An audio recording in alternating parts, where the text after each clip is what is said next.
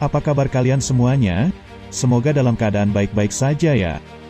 Di video kali ini, kita akan membahas sebuah kisah nyata yang membuat gempar warga Amerika Serikat tahun 1981. Ini kejadian kerasukan yang merenggut nyawa oleh Arne Johnson. Arne Johnson dan keluarganya kemudian dibantu oleh paranormal yang bernama Ed dan Lorraine Warren untuk menyelesaikan masalahnya. Kejadian ini difilmkan dengan judul The Conjuring 3. Oke, bagi kalian yang belum subscribe, di-subscribe dulu ya guys. Dan jangan lupa hidupkan lonceng notifikasinya, pilih all atau semua.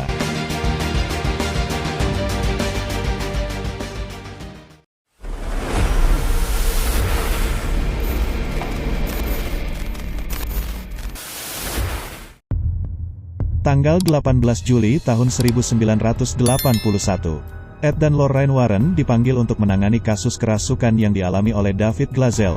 Dia masih berusia 8 tahun. Pada malam itu, mereka duduk dan berdoa di rumah keluarga David Glazel.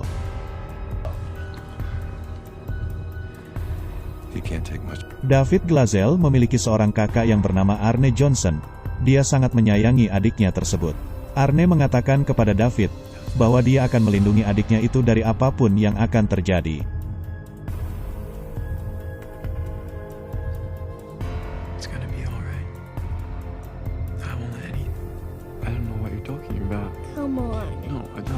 Pada malam itu mereka sedang menunggu seorang pastor untuk menyembuhkan David Glazel dari setan yang merasukinya. Pastor itu merupakan orang yang dipercayai oleh Ed dan Lorraine Warren untuk menyembuhkan David. Tak lama kemudian seorang pastor datang mengunjungi rumah mereka. Ketika David Glazel sedang istirahat di kamarnya, dia mendengar suara ketukan pintu yang sangat keras, yang membuatnya sangat takut dan bersembunyi di kamar mandinya. Kemudian dia melihat tangan yang sangat mengerikan di atas tempat mandi tersebut. Keran air berputar sendiri dan kemudian mengeluarkan darah yang membuatnya berteriak sangat kencang. Orang tua David serta pastor dan juga Ed dan Lorraine Warren mendatangi kamarnya. Saat ayah David membuka pintu, David yang sedang kerasukan menusuk dan melukai ayahnya dengan sebuah pisau.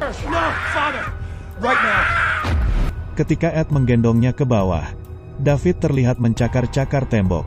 Dan seperti halnya tidak mungkin dilakukan oleh seorang anak kecil, pastor pun mulai memanjatkan doa-doa untuk mengeluarkan roh yang merasuki David. Namun hal itu tidak bekerja sama sekali. Melainkan itu hanya membuat David semakin parah dan bertingkah laku aneh. Saat itu Lorraine memegang tangan David. Lorraine yang merupakan seorang cenayang mendapat penglihatan bahwa ada sesuatu yang menyertai David, yang dilakukan oleh seseorang yang sedang mengutuknya. David mengalami kerasukan yang sangat mengerikan. Kejadian di rumah itu sangat mengerikan hingga semua benda terlempar dan pecah seketika. Hal itu membuat kepanikan yang sangat dahsyat. Sang pastor pun jatuh tergeletak karena hantaman sebuah benda keras. Keadaan semakin memburuk. Ed kemudian menggantikan pastor untuk membacakan doa. Namun kerasukan itu sudah sangat mengerikan. David terlihat mempelintir tubuhnya sendiri sambil mengeluarkan suara yang sangat mengerikan.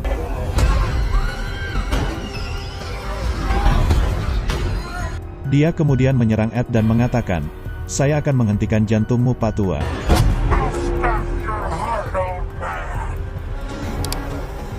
Arne kemudian mencoba untuk menenangkan David, dan mengatakan, "Lihat aku tahu kamu berada dalam tubuh David, tinggalkan tubuhnya dan ambil tubuhku, ambil aku, tinggalkan dia sendiri." Dan tak lama kemudian David jatuh pingsan, dan roh yang merasuki David berpindah kepada tubuh Arne. Dan kisah horor ini pun dimulai.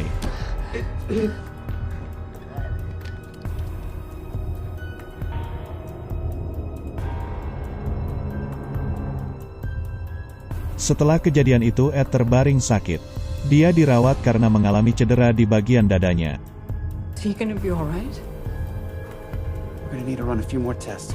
Scene kemudian berpindah kepada Arne, kakak David, yang tinggal bersama pacarnya. Mereka menikmati hari mereka seperti biasanya.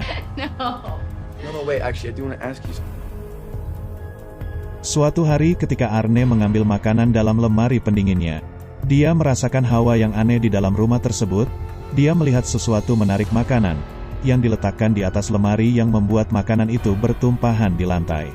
Saat dia mencek hal tersebut, ia tidak menemukan seseorang di sana. Namun hanya seekor tikus yang keluar dari kotak makanan tersebut. Arne kemudian mengejar tikus itu hingga ke dalam sebuah lubang.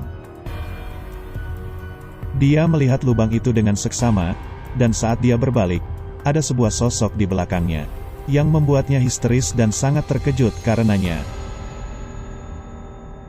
Kemudian keanehan dirasakan Arne saat dia bekerja menebang sebuah pohon dengan gergaji mesin di tangannya. Dia merasakan ada seseorang yang sedang mengikuti dan memperhatikannya.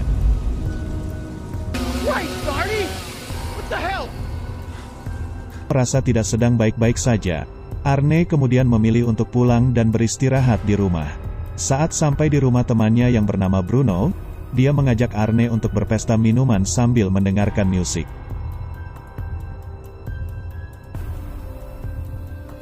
Mereka kemudian mulai mabuk-mabukan dan berjoget-joget seperti orang gila. Tak lama kemudian Arne terlihat seperti orang yang sedang linglung dan kebingungan. Tubuhnya mengeluarkan keringat dingin, dan wajahnya pucat seperti orang yang sedang sakit. Lorraine yang berada di rumah sakit, mendapat firasat buruk tentang Arne. Dia kemudian menghubungi petugas kepolisian dekat tempat tinggal Arne, dan mengatakan akan terjadi sesuatu di rumah Arne. Dan benar saja, Arne yang sudah kelihatan janggal dari awal, melihat hal-hal yang di luar nalar manusia. Dia melihat Bruno temannya itu, berubah menjadi seorang monster yang sangat mengerikan. Dan monster itu akan menyakiti kekasihnya yang bernama Debbie. Dan seketika itu, Arne menusuk-nusuk pria mengerikan tersebut hingga tewas dengan pisau. Yang ternyata monster itu adalah Bruno temannya. Bruno tewas dengan banyak tusukan di tubuhnya. Setelah kejadian itu, Arne keluar dan berjalan di jalanan. Dengan baju dan tangan yang berlumuran darah, serta matanya yang seperti orang kerasukan. Polisi yang melintas melihat hal tersebut, dan berbalik dan menanyai Arne, apa yang terjadi? Apakah kamu sedang baik-baik saja? You just stay right there, okay? Don't move. Setelah ditegur polisi tersebut barulah Arne terlihat sadar dan kembali normal. Dan dia terlihat bingung dengan darah yang ada di tubuhnya. Arne Johnson kemudian ditangkap oleh pihak kepolisian atas tuduhan pembunuhan terhadap Bruno. Pacarnya Debbie pun juga diamankan oleh pihak kepolisian untuk dijadikan saksi. Ed dan Lorraine Warren pun datang ke kantor polisi untuk melihat Arne. Mereka juga membacakan doa untuk memastikan Arne sudah tidak dalam keadaan dirasuki lagi. Di hadapan Lorraine dan Ed, Debbie mengatakan, dia menyaksikan yang melakukan itu bukanlah Arne yang seperti biasanya. Namun dia merupakan Arne yang berbeda. Arne Johnson kemudian menjalani persidangan atas kejahatannya yang dituduhkan padanya. Saat itu pengacara Arne mengatakan bahwa kliennya tidak merasa bersalah. Karena saat itu dia sedang dirasuki oleh setan. Hakim kemudian menunda persidangan tersebut. Setelah sidang usai, pengacara Arne mengatakan pada Ed dan Lorraine Warren, mereka harus membuktikan jika Arne sedang kerasukan ketika membunuh Bruno. Hanya hal itulah yang bisa menyelamatkannya dari hukuman mati. Ed dan Lorraine Warren pun kemudian memulai penyelidikan mereka atas apa yang terjadi pada Arne. Mereka memulainya dengan mendengar rekaman saat pertama kali datang ke rumah keluarga David Glazel. Saat mendengarkan rekaman itu, keluarga David Glazel menceritakan kejadian yang mereka alami ketika baru pindah ke rumahnya itu, sekitar 5 bulan yang lalu. Saat mereka baru pindah ke rumah baru itu, David memilih kamar tidurnya sendiri. Saat dia memasuki kamar tersebut, dia menemukan sebuah kasur air di kamarnya itu. Dia kemudian melompat-lompat di atas kasur tersebut. Saat dia membaringkan badannya di atas kasur itu, dia merasakan sesuatu yang aneh berada di dalam kasur. Dia meraba dan ingin memastikan hal tersebut. Yang kemudian dia ditarik oleh sebuah tangan dari dalam kasur itu.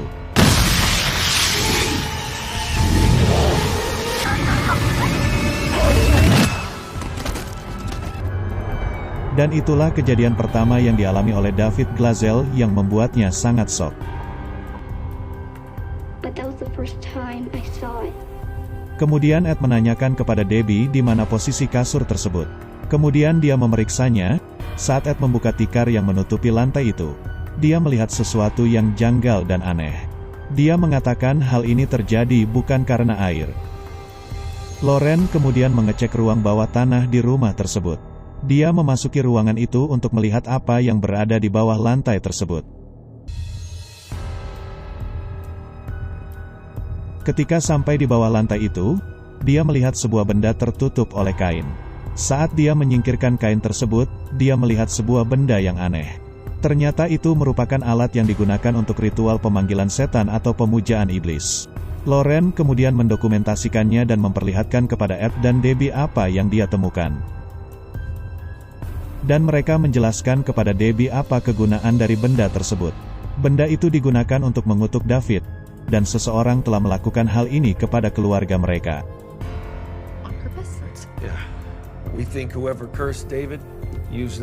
Untuk menyelidiki benda tersebut, Ed dan Lorraine Warren mendatangi seorang pastor yang rumahnya berada di tepi sungai. Didn't hear the car drive in. Come with me. Pastor itu kemudian menunjukkan ruang penyimpanannya, yang berisi benda-benda yang digunakan oleh orang-orang untuk memanggil dan memuja iblis. Pastor itu juga menjelaskan, bahwa benda yang ditemukan oleh Ed dan Lorraine Warren merupakan suatu benda yang digunakan untuk mengutuk seseorang. Dan hal itu adalah benda yang bersifat sangat kuat, karena digunakan untuk menyembah iblis. Ed dan Lorraine Warren tidak boleh menganggap enteng orang-orang yang menggunakan benda tersebut. Karena mereka adalah pemuja iblis yang sangat kuat. Pastor itu juga mengatakan, Ed dan Lorraine juga harus berhati-hati menangani kasus ini. By laying her neck on a railroad track.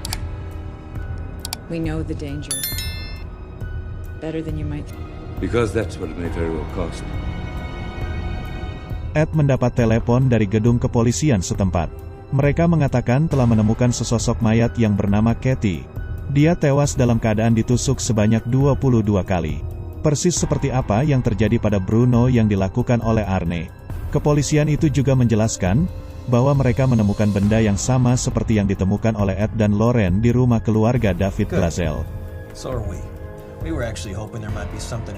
These devil worshippers, they're just people. Setelah membicarakan beberapa hal, mereka pun menuju ke tempat di mana Kathy ditemukan tewas mengenaskan dengan banyak luka tusukan di tubuhnya. Mereka masuk ke dalam sebuah hutan, dan di sanalah Lorraine mendapat penglihatan tentang apa yang terjadi kepada Kathy. Dia mulai menerawang jauh ke alam yang berbeda.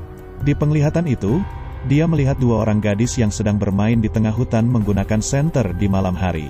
Lorraine melihat salah satu dari gadis tersebut membunuh Kathy dengan sangat kejam dengan berulang-ulang kali tusukan pisau.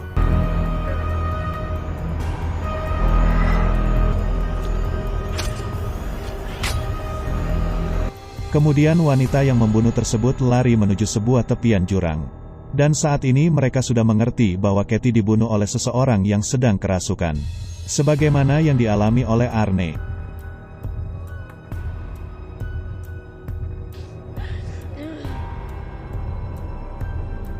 Ketika selesai dengan petugas kepolisian, Lorraine menceritakan kepada Ed bahwa dia terhubung kepada orang yang telah melakukan kutukan kepada David, Arne dan yang lainnya. Arne yang berada di sel tahanan, terlihat seperti orang yang ketakutan dan setengah gila karena kutukan tersebut.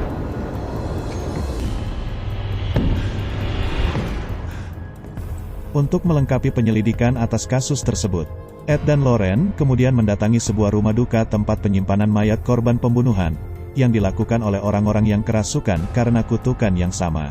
Namun tempat tersebut telah ditutup, dan Ed terpaksa harus memecahkan kaca pintunya. Mereka kemudian memasuki rumah itu dan melihat mayat-mayat yang berada di dalam rumah tersebut. Lorraine melakukan itu untuk mencari siapa yang melakukan kutukan tersebut dengan melakukan kontak dengan orang-orang yang menjadi korbannya. Mayat-mayat yang ada di sana terlihat sangat mengerikan, dengan tubuh yang tidak seperti orang mati biasanya. Lorraine kemudian memulainya dengan memegang salah satu tangan mayat yang berada di ruangan tersebut. Untuk mendapatkan kontak apa yang terjadi sebelumnya, Lorraine kemudian masuk di alam bawah sadarnya. Dia masuk ke sebuah tempat yang merupakan ruangan yang sangat gelap, yang hanya diterangi oleh lilin.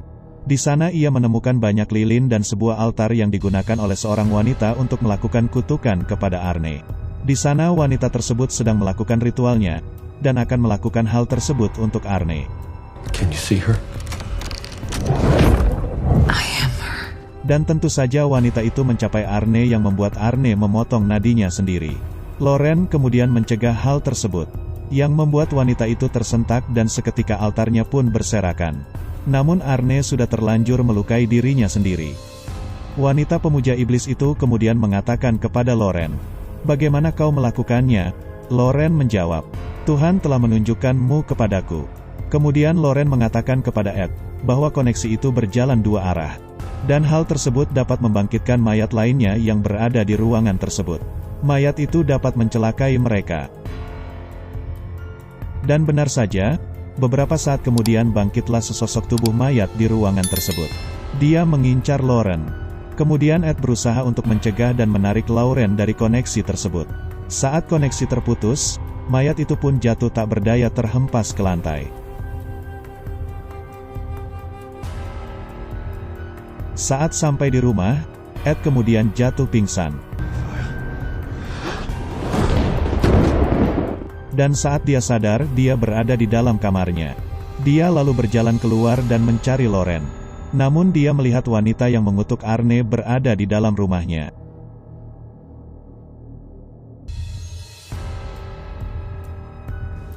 Lorraine!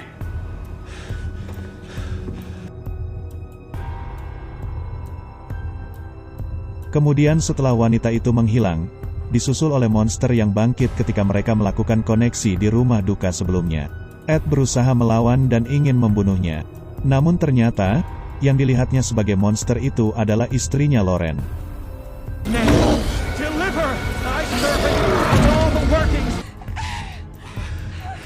I'm sorry. Kemudian Ed mencari benda yang dapat menghubungkan penyihir itu kepada keluarganya. Dan mereka menemukan sebuah bunga yang sudah gosong seperti habis terbakar. Padahal 2 hari sebelumnya bunga tersebut masih segar bugar. Ed kemudian memecahkan vas bunga tersebut. Dan ternyata di dalam vas bunga itu terdapat benda yang mereka temukan di rumah Arne. Yaitu benda yang digunakan untuk mengutuk seseorang oleh pemuja iblis. Pada pagi harinya, mereka berusaha untuk menemukan hubungan dari kasus-kasus dan kejadian yang mereka alami.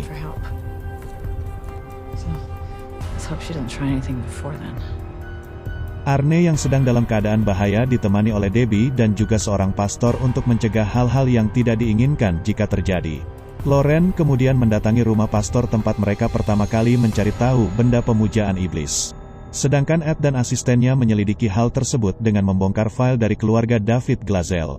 Dari analisa mereka, diketahui bahwa tempat yang mereka cari adalah sebuah tempat yang berada di tepi sungai. Ed baru sadar bahwa rumah yang mereka cari itu adalah rumah pastor yang mereka kunjungi kemarin. Dan Ed mulai menyadari bahwa ada yang tidak beres dengan pastor tersebut. Sedangkan Loren sedang berada di sana untuk meminta pastor tersebut menerjemahkan sebuah buku pemuja setan. Seketika Ed langsung bergegas menuju ke sana. Dia juga menyuruh asistennya untuk menghubungi polisi. Pastor tersebut membawa Loren menuju sebuah ruangan bawah tanah miliknya.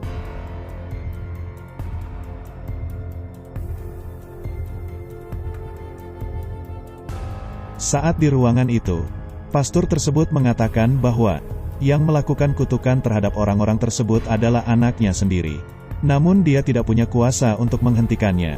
Namun dia dapat membantu Loren untuk merusak altar milik anaknya tersebut. Karena hal itu dapat mematahkan kutukan yang telah dibuatnya.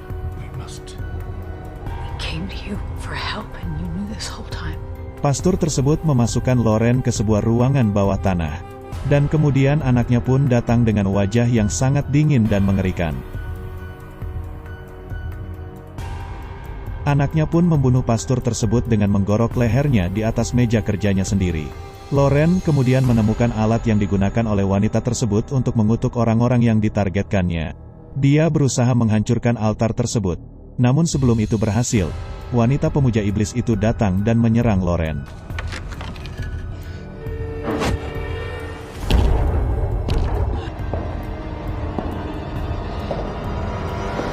Ed yang sampai di rumah pastor tersebut. mulai mencari Loren. Dia kemudian masuk ke sebuah lorong yang gelap. Sementara itu Arne mulai mengalami kerasukan yang sangat hebat, yang membuat ruangan tempatnya berada jadi hancur berantakan.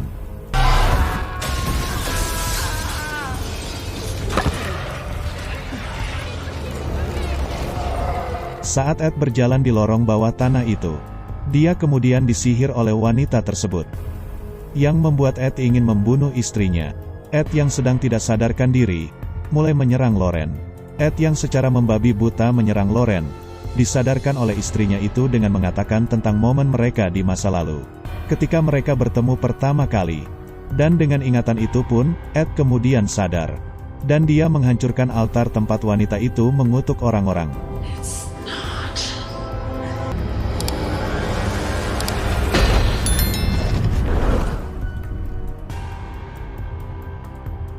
Dengan hancurnya altar tersebut, kutukan terhadap Arne berakhir. Dan wanita itu tewas secara mengenaskan. Jiwanya diambil oleh iblis yang membantunya mengutuk orang lain. Karena dia telah menjanjikan jiwa untuk dipersembahkan kepada iblis itu. Dan karena ritualnya telah gagal dan tanah telah hancur, maka jiwanya lah yang diambil oleh iblis tersebut.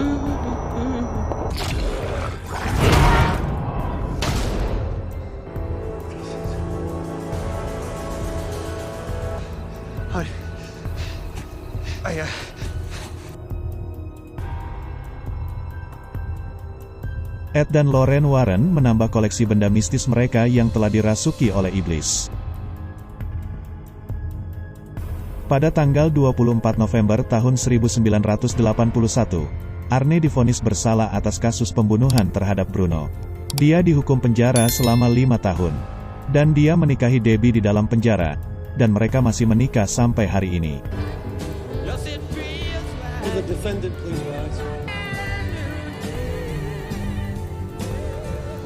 Pelajaran yang dapat diambil dari film ini adalah, jangan terlalu banyak bengong dan rebahan, agar kalian tidak kerasukan kuntilanak bencong.